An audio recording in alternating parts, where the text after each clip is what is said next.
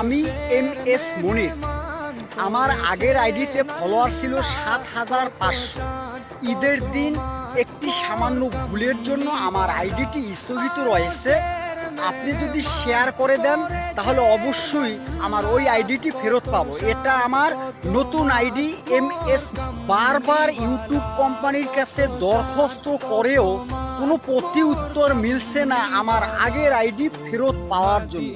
যদি আপনার জানা থাকে কিভাবে আমার আগের আইডিটি ফেরত পাবো তাহলে দয়া করে প্লিজ আমাকে একটু হেল্প করবেন। দেখুন, আমার আগের আইডি না হলে আমি অতি সাধারণ মানুষ, অনেক কষ্ট করে 2 বছর একটানা ঠিক ইউটিউব করে আমি ৭৫০০ ফলোয়ার হয়েছে।